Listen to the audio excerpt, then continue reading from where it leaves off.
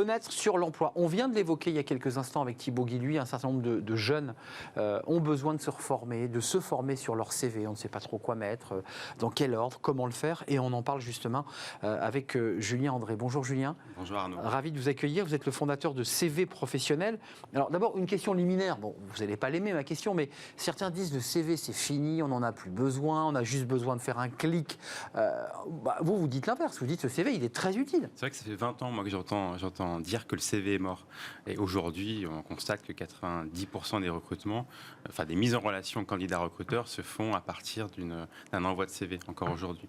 Donc, c'est-à-dire une feuille A4, pour le dire simplement, un document. Effectivement, un document. Après, dans certains secteurs, comme dans la tech ou le digital, le CV tend aussi à disparaître et est remplacé par un profil LinkedIn ou alors parfois de plus en plus par des vidéos de présentation format court. Mais là, c'est vraiment pour les jeunes dans l'univers des startups. Mais la plupart des recrutements aujourd'hui se font par des mises en relation qui ont lieu suite à l'envoi d'un CV. C'est-à-dire que la personne que vous appelez, parfois quand on réussit à lui parler, parce que quand on s'accroche à un poste, on réussit à lui parler, elle vous dit, elle n'a pas le temps et elle vous dit, envoyez-moi un CV. Ça passe souvent comme ça, ça démarre souvent comme ça. Quand on consulte une offre d'emploi sur Internet ou quand on est contacté par un cabinet de recrutement, la première chose qu'on nous demande, c'est d'envoyer un dossier de candidature. Et ça passe par le CV, parfois une lettre de motivation qui après permettent d'aboutir à un entretien de recrutement.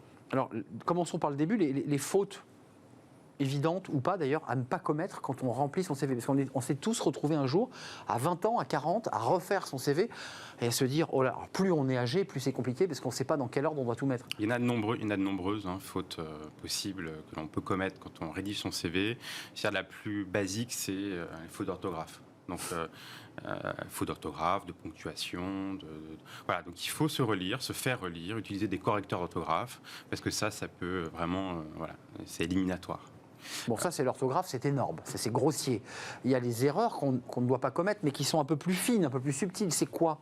L'organisation, Je dirais qu'aujourd'hui, il faut réussir à permettre à un recruteur de comprendre rapidement pour quel type de poste on postule. Donc il faut un titre de CV qui soit clair, qui reprend généralement le titre de poste que l'on convoite. D'accord. Et un résumé de profil un petit peu en dessous, de 3-4 lignes, qui vont mettre en évidence les compétences clés, les réussites marquantes de son parcours et quelques infos sur le projet professionnel. Donc ça, c'est des choses qu'on voit peu, mais qu'il faut davantage évoluer. Très intéressant ça. Mais ça veut dire qu'en fonction des postes qu'on a pu avoir, on peut rajouter en gras quelques lignes qui viennent un peu résumer le poste qu'on a occupé. Il faut effectivement, pour chacune de ces expériences professionnelles, mettre en avant non pas des tâches ou des missions réalisées, mais mettre en avant des responsabilités exercées, des résultats, des réussites. Ouais. Il faut pas simplement lister des tâches, mais vraiment réussir à convaincre qu'on est fait pour le job en mettant en avant des éléments qui peuvent être captivants. Alors comme on parle à un spécialiste de CV, parce que vous avez quand même 20 ans d'expérience sur la gestion de plateforme avant de vous intéresser à ce sujet et de devenir entrepreneur, mais d'abord il y a un truc intéressant, c'est la différence entre le CV français et le CV anglo-saxon. Alors là ça m'intéresse parce que il y a des différences. Peu de différences avec le Royaume-Uni, donc mis à part la photo qui en France pas obligatoire, mais on a tendance à la mettre dans un CV. Au Royaume-Uni, un petit peu moins. Mais on va dire que les différences plus marquantes se font avec le marché nord-américain, où là, on va être sur un CV qui va être en une seule colonne, alors qu'en France, on est sur un CV en 2 colonnes. On va avoir absolument pas de photos. Il faut aussi bannir toute information personnelle sur la situation familiale, son âge. Et voilà. Ça, c'est les nouveaux modes, la culture anglo-saxonne ou américaine, liée aux discriminations ou pas, au risque de discrimination. On commence à prendre un peu les codes de ce qui se passe aux États-Unis depuis plusieurs années en matière de rédaction de CV. Alors, le CV idéal, c'est quoi? Qu'est-ce que serait le CV idéal qu'attend le recruteur? Un CV idéal, c'est un CV qui est clair, qui est aéré, qui est professionnel, qui favorise un mode de lecture en F, donc un CV en 2 colonnes. Alors, quand vous dites en 2 colonnes, c'est qu'il faut il y a un trait, on construit un peu comme un article de presse. Voilà, une colonne de gauche qui va mettre en avant ses compétences, donc c'est les compétences, les soft skills, mais aussi les hard skills. Moi, j'en étais resté au truc... Non, ça c'est vrai que c'est un peu l'ancien format, le format américain en l'occurrence. expérience. Nous, on est sur un CV en 2 colonnes qui facilite le mode de lecture en F, donc titre de CV, résumé de profil, les compétences, les expériences professionnelles. Compétences à gauche, on est d'accord? Voilà, compétences à gauche. Donc on met en avant ces compétences techniques, métiers, mais également ces compétences qu'on appelle soft skills, donc chose qui se fait depuis quelques années.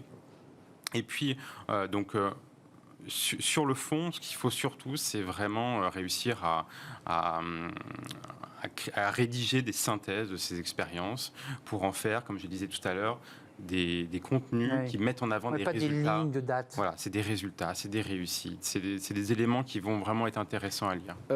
Julien, là, vos clients, donc ils viennent vous voir, c'est quoi? Il y a de la panique, il y a de l'angoisse, il y a je craque, ça fait 10 feuilles que je fais, c'est nul. Comment ça se passe? Alors, généralement, c'est plutôt 4 supérieurs dirigeants qui n'ont pas le temps, qui ne savent plus comment faire un CV, qui sont largués par... Je vous explique tout. Et voilà, qui vont confier la rédaction de leur CV, le profil LinkedIn, lettre de motivation en français et en anglais, par des professionnels du recrutement qui ont 15-20 ans d'expérience professionnelle, qui font ça tous les jours et qui vont leur faire gagner du temps et leur permettre d'éviter de commettre des erreurs. Donc il y a le contenu, on a bien compris les 2 colonnes, ça je le découvre, et puis il y a aussi l'aspect formel, on peut quand même en dire quelques mots, les couleurs, les traits. La mise en forme, effectivement, il faut être... alors on va rester sur des formats modernes, sobres, avec intégration de couleurs, d'une iconographie aussi qui est propre au secteur d'activité, au métier de la personne. Donc on peut mettre un peu de couleur et autres, mais il ne faut pas aller dans l'originalité, pas faire d'excès, rester sobre. Avant de nous quitter, quand même, on est dans les métiers dans lesquels je suis, c'est les métiers de la communication. J'ai besoin, souvent dans notre métier de journaliste, d'ailleurs, on nous dit pas besoin de CV. Tu sais, ton CV, c'est toi. Ouais. C'est vrai pour plein d'autres métiers. La personne fait une vidéo, explique ce qu'elle fait. Est-ce que c'est pas plus puissant qu'un document papier? Ça peut être plus puissant, mais il faut se mettre à la place du recruteur qui va recevoir X centaines de vidéos ne pourra pas gérer. Déjà qu'aujourd'hui, ils n'ont pas le temps de traiter des CV, donc c'est pour ça qu'un recruteur, en général, passe à peu près 50 secondes sur un CV avant de le garder ou non, tellement il y en a. Donc les formats innovants, on est pour, bien entendu, mais il faut d'abord, derrière, s'assurer que les recruteurs sont en capacité de traiter ces volumes. Et ça, c'est... toujours le Donc vous ne contestez pas le caractère innovant et sympathique de la vidéo, mais vous dites que celui qui est en face, il ne peut pas. Non, il faut effectivement s'adapter aux nouveaux codes. Ça, c'est sûr que le CV évolue. Même chaque année, nos méthodes évoluent, nos modèles évoluent. Les 2 colonnes, ça a évolué, ça, parce que c'est pas comme ça qu'on avait montré à faire mon CV. Effectivement. Donc demain, il sera peut-être tout autrement constitué, mais jusqu'à présent, il est encore beaucoup utilisé. CV professionnel, c'est votre entreprise, et vous prenez le temps, vous délestez finalement cette espèce de partie qui est parfois très fastidieuse et pas toujours facile à faire, franchement, c'est un exercice. CV professionnel, c'est vous qui l'avez monté, cette entreprise, Julien André. Merci de nous avoir rendu visite. Merci à vous. J'ai appris plein de choses. Tiens, je vais peut-être me remettre sur mon CV, tiens, avec les 2 colonnes et la lecture donc en F, c'est ça. Exactement. Merci de nous avoir rendu visite, c'est un vrai plaisir. Merci à vous, merci pour votre fidélité. Merci à toute l'équipe, évidemment, qui m'accompagne chaque jour dans cette émission. Je remercie Lauriane Boué à la réalisation, Alexandre pour le son, évidemment. Et je remercie Fanny Griesmer, je remercie Sarah qui nous accompagne et Carla pour l'accueil invité. Voilà, l'émission est terminée. Je vous retrouve demain. Bye bye.